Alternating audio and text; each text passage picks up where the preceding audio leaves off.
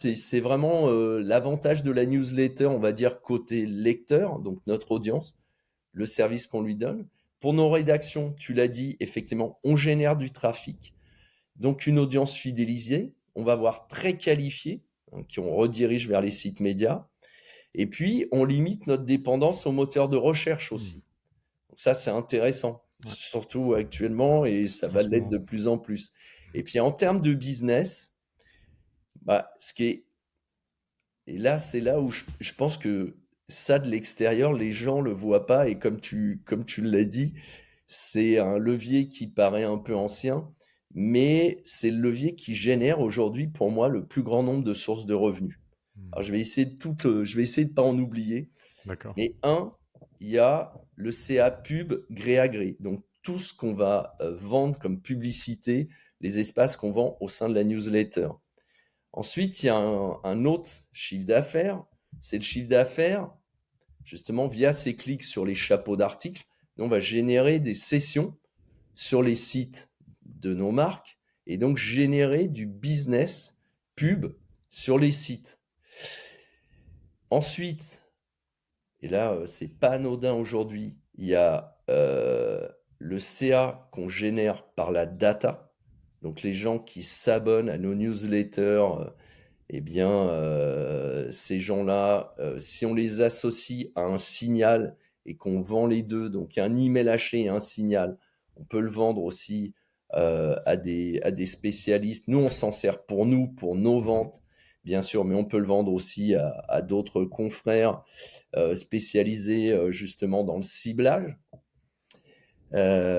Ensuite, ben, effectivement, cette data, elle va servir nous-mêmes à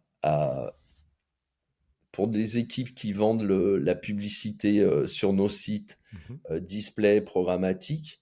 Il va y avoir bah, toutes les informations liées à l'abonnement, donc le socio-démo évidemment, puis aussi d'autres informations collectées. Et là, on va aussi bien optimiser le ciblage, mais on va aussi pouvoir, il y a aussi une vente de certaines de ces datas durant la vente de la campagne publicitaire programmatique, display. Et puis en dernier lieu, il y a donc on est déjà à quatre types de chiffre d'affaires. Et en dernier lieu, on fait de l'autopromo Mhm. pour la vente de nos magazines Mhm. print dans les newsletters. Donc là aussi, on génère du business pour la vente des magazines en abonnement.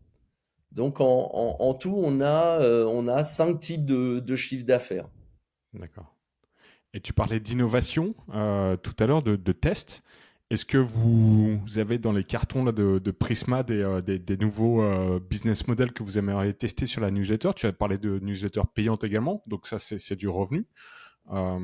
D'ailleurs, est-ce que tu peux nous donner un exemple de newsletter payante? Parce que moi-même, je n'avais pas connaissance de cette partie chez vous.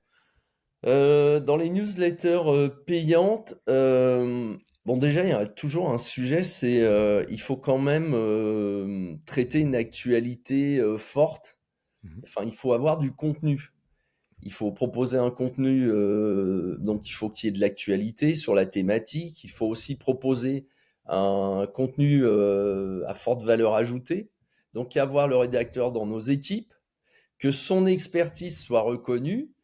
Et puis, au final, bah, juste, au final, c'est aussi, il nous faut un bon, on va dire, proposer un système d'abonnement avec une bonne expérience utilisateur et une offre attrayante.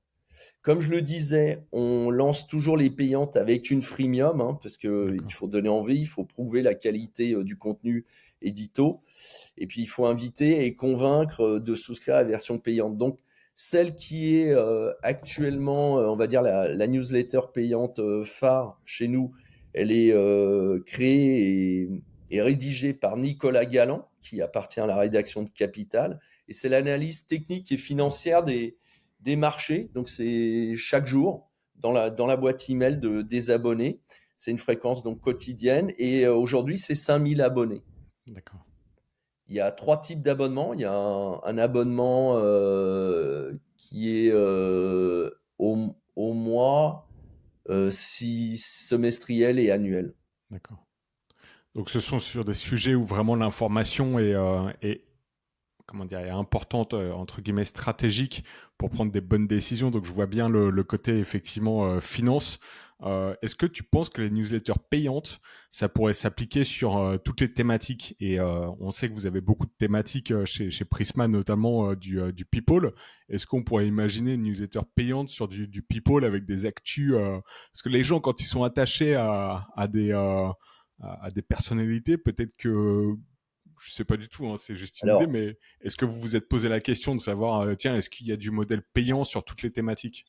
alors, tu parles du people, c'est bien pour ça qu'on a lancé les newsletters flash, là, comme je Mhm. disais, où effectivement, enfin, c'est newsletter alerte, pardon, où là, la personne s'abonne et reçoit tout de suite si il y a le décès de telle star ou s'il sort un nouvel album ou s'il a une nouvelle histoire d'amour, effectivement, on va l'envoyer.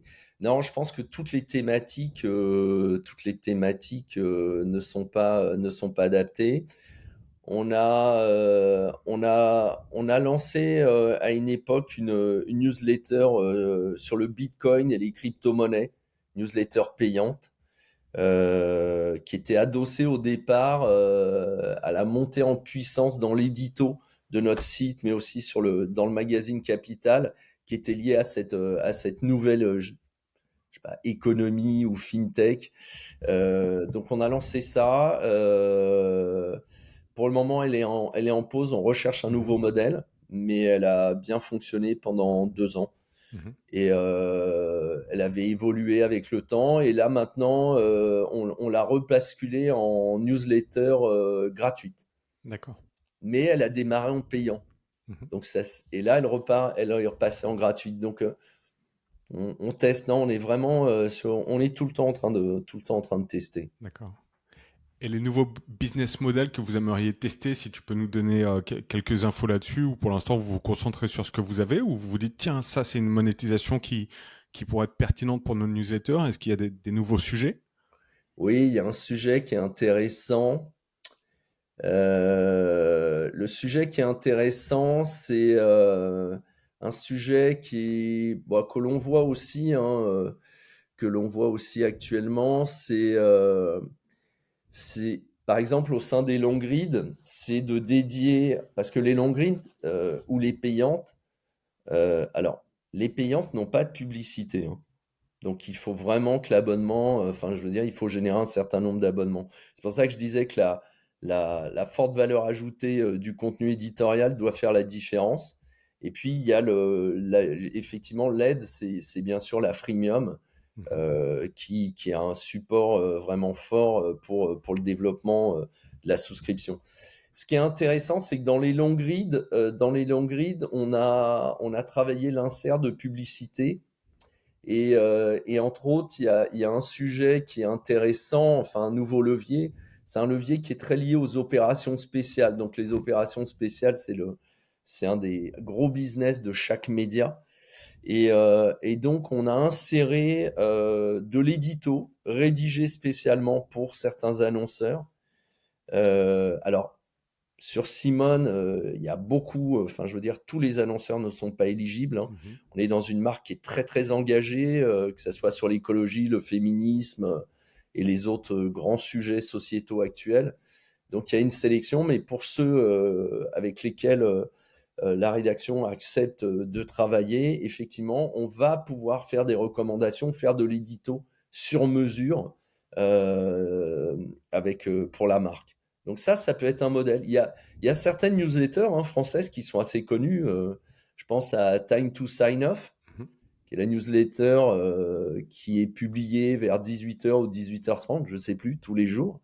Eux, c'est leur modèle économique Mhm. depuis plusieurs années. Donc, ils ont un paragraphe entier au sein de la newsletter qui est justement de l'édito spécifique et rédigé pour une campagne publicitaire d'un annonceur. Mhm. Donc ça redirige pas forcément vers le site éditeur, ça peut être directement vers le site de l'annonceur. Ouais, exactement, Mhm. exactement. Ok. Bah, c'est ce qui est aussi le cas dans nos newsletters, hein. Nos Ouais. newsletters, il y a les chapeaux de nos articles et puis il y a, mais on peut peut-être en parler, il y a Ouais. les différents espaces publicitaires. Mhm. Est-ce que tu peux nous donner justement une idée des différents espaces publicitaires dans vos news Ouais, grand public, vos newsletters où ouais, bien effectivement il y a sûr. le chapeau, l'image, etc. Comment vous Ouais. monétisez? Alors, sur le déjà, en fait, les espaces publicitaires, on les a réfléchis en réponse à des objectifs d'annonceurs D'accord. de nos clients. Donc, première, c'est l'objectif notoriété. Mhm. Donc, aujourd'hui, on est le seul groupe média à proposer sur une newsletter sous le bandeau logo de notre marque un très grand format, un format header, mais de très massif, qu'on associe avec un habillage, donc vraiment l'habillage desktop qu'on connaît tous, habillage qu'on appelle gouttière, Mhm. avec le haut et les deux côtés sur le haut de la newsletter. Donc, ce qui est hyper intéressant, c'est que à l'ouverture, on offre 100% de visibilité et la caution de la marque est très très forte parce que on a tout l'univers graphique de l'annonceur et en plein milieu le bandeau logo de notre newsletter. Donc ça, on est les seuls sur le marché à proposer cela. Et Mhm. c'est un pack, un pack publicitaire qui a beaucoup de succès. Pour répondre à l'objectif de trafic, on va plutôt travailler sur des formats natifs. Donc effectivement, le native, bah, comme son nom l'indique, c'est le même format qu'un de nos articles, sauf que nous, on joue avec un grisé derrière pour que faire vraiment ressortir la pub et bien la dissocier Mhm. de nos articles. Ils sont aussi équipés, bien sûr, de la mention sponsorisée par avec le nom de l'annonceur. Ce qui est intéressant avec ce format, c'est que on essaye de faire une étude auprès de de notre communauté d'abonnés newsletter tous les 2 3 ans. Et à la dernière étude, il y en avait 73%, donc des répondants qui considéraient, qui ont annoncé que c'était leur format pub préféré. Et surtout, 76% nous disaient qu'ils cliquaient pour en savoir plus. Mhm. Donc, ce qui est très, je veux dire, on a gagné sur toute la ligne parce que, Mhm. un, ils sont conscients que c'est un format publicitaire. Donc ça, c'est vraiment bien. Et deux, ils nous disent, en fait, quand on clique, on le consomme comme un article. Mhm. Donc ça, c'est très intéressant pour nos annonceurs aussi, et c'est ce qu'on leur demande. C'est pour ceux qui utilisent ce natif, c'est que derrière, ils aient des landing pages adaptés avec 70% de contenu et 30% de call to action, que ça D'accord. soit possibilité d'un rappel, un mini formulaire ou autre chose. Donc ça, c'est vraiment la force de vraiment un format qui est très fort, aussi bien auprès de notre lectorat, qui lui reconnaît plein de qualités, mais aussi pour nos annonceurs. Après, il y a tout ce qui est awareness et qu'on lit avec le trafic. On a créé des newsletters qu'on appelle newsletters coédition. Donc là, c'est un format un peu spécifique. On associe le logo de notre titre média au logo de l'annonceur et on va positionner 3 articles, alors ou commandés et rédigés pour l'annonceur et qui seront hébergés sur notre site. Et on y associe 3, ou alors si il n'a pas ces moyens-là ou si ça ne correspond pas à sa stratégie, on va récupérer nous trois articles qui traitent de la thématique qui l'intéresse, qui ont déjà été publiés sur le site, la marque vers laquelle on leur a redirigé. Et puis, on y associe 3 articles fournis par l'annonceur lui-même qui renvoie vers son site. Donc, on a un effet notoriété, on a un effet awareness, considération, parce que effectivement, il va y avoir beaucoup de contenu.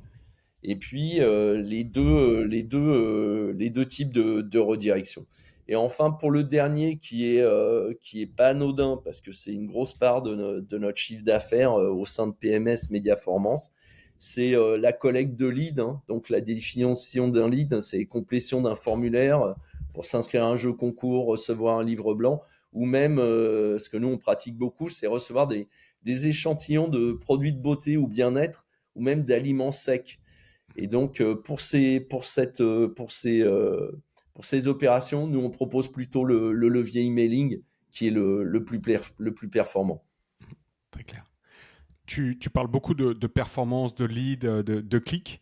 Est-ce que vous faites de la newsletter avec des liens affiliés? Parce que vous êtes très content commerce chez Prisma sur vos sites. Vous êtes connu et reconnu pour avoir fait pas mal de choses Ouais. sur ce canal, sur vos médias. Mais dans la newsletter, est-ce que vous avez déjà testé de l'insertion de liens affiliés? Alors, alors, ça dépend ce que tu appelles lien affilié, parce que effectivement, dans les newsletters, nous, on a 33% de parts publicitaires, de parts de voix D'accord. publicitaires. Mhm. Donc, effectivement, là, on est dans l'affiliation. Alors, affiliation égale performance, c'est le même marché en fait. Suivant les gens, chacun choisit sa définition, en tout cas le terme, Mhm. mais c'est la même définition. Donc, effectivement, il y a 33% de liens qui sont traqués et qui redirigent vers D'accord. l'extérieur, vers des sites e-commerce. Mhm. Directement. Oui, Donc de la directement. newsletter, je clique, je suis redirigé vers la. D'accord. C'est ce que j'appelle les native newsletters. C'est Très vraiment bien. la pub sponsorisée par tel annonceur. D'accord. Donc Et oui, ça, oui, vous avez testé, vous avez constaté des bonnes performances comparées peut-être aux mêmes liens affiliés sur le site au sein d'un article qui présente différents produits ou est-ce que Ah, vous par pouvez faire rapport au des. content to commerce, bah, c'est différent. En fait, c'est ce que je disais, la performance effectivement de la newsletter. Oui, oui, elle est reconnue, mais elle est reconnue par le marché publicitaire, effectivement. Nous, on a un taux de fidélisation sur les newsletters de nos clients qui doit être de 40%. Après, il y a certaines fois où il faut... c'est le sujet, ça, avec les newsletters et l'emailing. C'est que pour nos clients, par moment, il faut savoir dire stop pour, pour reprendre. Parce qu'on a beaucoup de fils rouges, mais on doit être conscient, alors suivant la gamme de produits, la diversité des produits de l'annonceur, mais on peut lasser au bout de 2-3 ans notre audience. Hmm. Donc, et puis on a certains de nos clients. Donc là, on fait un stop de 4, 5, 6 mois et puis on reprend. Après, mais pour toutes les activités, hein, newsletter, emailing, content to commerce, on a des acteurs aussi qui travaillent beaucoup sur des saisonnalités. Donc, qui viennent sur les périodes fortes de leur activité. Peuvent en avoir plusieurs, même dans l'année. Donc, voilà. Mais oui, oui, non, la performance des clics, on va dire, du coût au clic, le ROI entre le coût au clic sur ces newsletters et les actions et la, l'acquisition des produits par nos internautes, oui, oui, elle est très forte et très reconnue.